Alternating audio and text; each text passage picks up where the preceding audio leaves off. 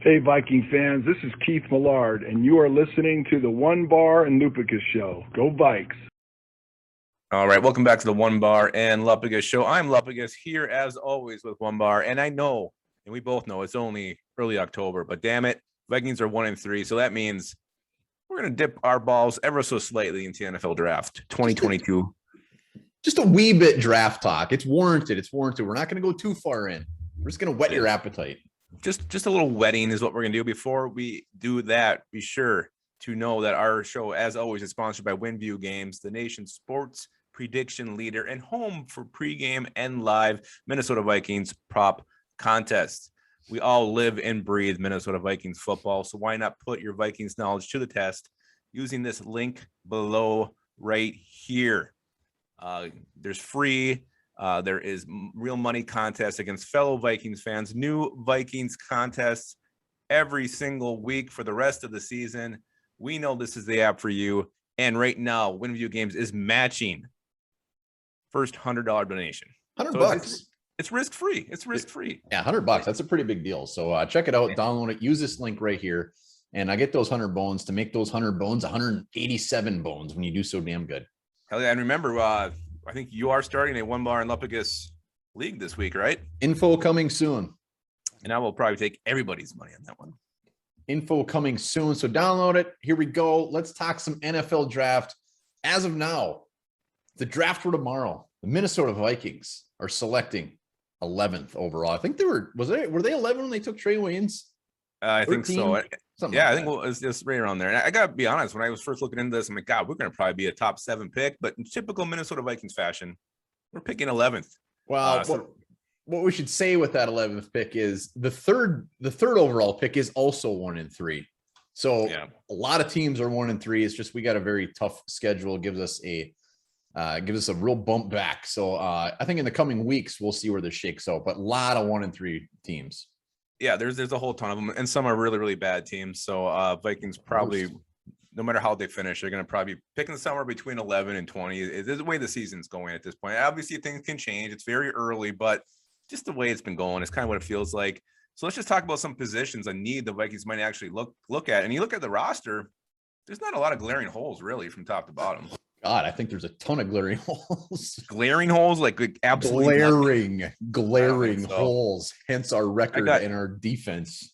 I got 4 positions they should probably address, but I want to see what you're thinking right now. Well, what I'm thinking is people are probably cringing watching this, like thinking it's the beginning of October. Oh, these morons are talking about the draft. Well, who cares? We're doing it anyways. As far as holes, I mean, look at free agency. Patrick Peterson's only here for a year. Mackenzie Alexander's only here for a year. Jeff Gladney, we all know what's going on with that. So cornerback, as much as we hate the thought of dipping back in there in round 1, definitely a possibility. So I got corner. I got linebacker. We got Anthony Barr, Nick Vigil are only here for this year. We'll see what happens there. And of course, do you want me to rattle all of them off? No, I was going to hop in now. No, I got defensive end as well. We still don't really have that answer opposite Daniel Hunter. We don't know what we have in Patrick Jones. DJ Wanham has been non-existent this year. Stephen Weatherly. So I definitely think that's an area they could look at. And obviously, you got to look at the center position. Garrett Bradbury struggling. No one wants to take a center with an early first-round pick. Never again. But the guys available, best guys there, maybe that's something you look at. And the last position I think has got to be quarterback. Getting someone young in here. You got Kellen Mond last year, but we don't know what really we got there. He looked pretty rough in the preseason. So really a top quarterback prospect would be pretty nice for the Vikings. Yeah, and a wild card one is also tight end. Irv Smith, season-ending injury. Conklin is a free agent. Herndon is just a 1-year rental as of now. While it might not be the biggest need, it could be a very sneaky need. Mm-hmm. Absolutely. So those are really what I think the areas they'd be looking at. And now let's start talking about a couple of names. I'm going to start with one here. It's the quarterback from Liberty, Malik Willis. I'm not really sure. This is a guy I think will definitely rise up the draft boards as the draft approaches. You always see these quarterbacks make that late surge. I think Willis is definitely someone who's going to do that. Dual threat guy, can run, can throw, good size. To me, he's exactly what the Vikings should look at the quarterback position for the future.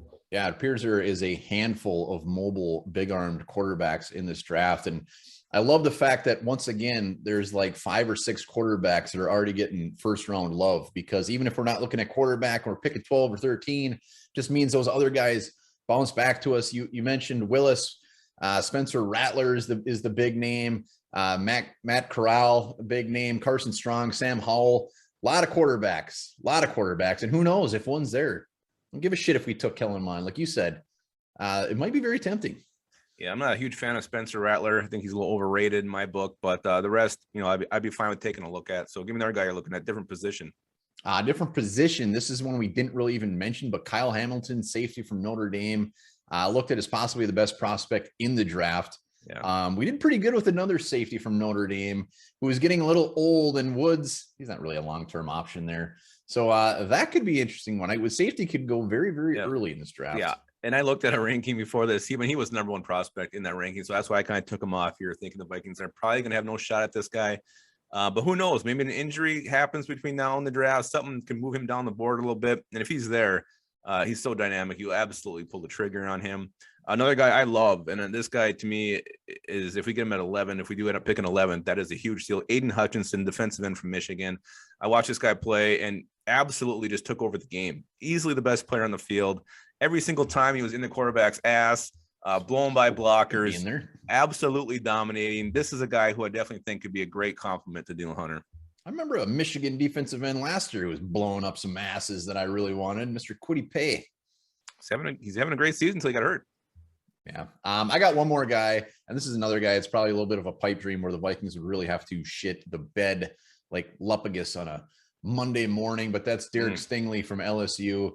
Easily the top cornerback in this draft, but there are a lot of corners I see in mock drafts that within the top 16, 17 picks, there's like 3 or 4 corners there too. So Stingley, 6'1", 195, 6 picks as a freshman, easily the best corner. And if the Vikings were to go corner, people even who don't want a first round corner again could not complain about this guy. No, and I think he just got hurt. I think he's out for the year now, so he will not be doing anything else. So he can heal up, get ready to maybe he has a pro day. I don't know how he's going to feel for the combine. I'm not sure the extent of his injury, but yeah, you get Stingley. That would be absolutely huge. And one other guy, this is probably the least sexy option here, but I do have a center. Who is ranked in the top 15. Tyler Linderbaum from Iowa, athletic, big, strong, can get to that second level. If you really can't miss on a center twice, right? Yeah, I feel like you can't. I feel like you really can't.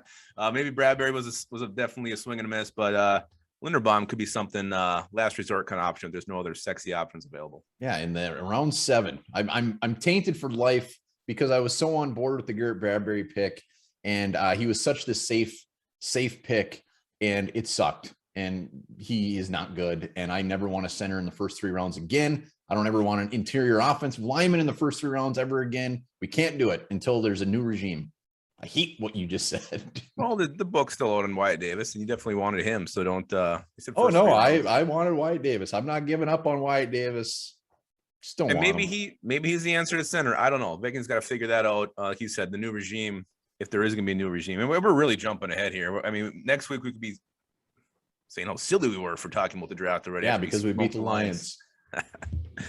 Yeah, well, all right, that's it. We kind of maybe got a little wetter than we thought we were going to get, but that happens sometimes. Well, and just to be clear, I mean, even if the Vikings were 3-1, we're going to sprinkle in some draft videos over the upcoming months. It's just too damn fun not to. Well, yeah, the draft is our roots. That's where we came from. That's where we love to be, and we're always going to be dipping in the draft, no matter what time of year it is. Yes, and speaking of the time of year, it's a time of year to join our Patreon page because we got a lot of Patreons. We're doing our mystery video tonight, and we're going to in giveaways, shout outs, all that fun stuff. Sign up. It's only $2. Check out the link in the description. And also, we're going live tonight. Yeah, and guess who signed up for the Patreon? Raul did. No, Raul does not have a bank account. Raul needs to go away. I wish a simple stocking hat would take care of Raul. Well, I got to go back to work, and my hair is freaking on point today. So, all right, so that is it. That is the draft dipping for now. But remember this, as you're getting ready for live tonight in Japan, the chocolate bar Kit Kat is considered good luck.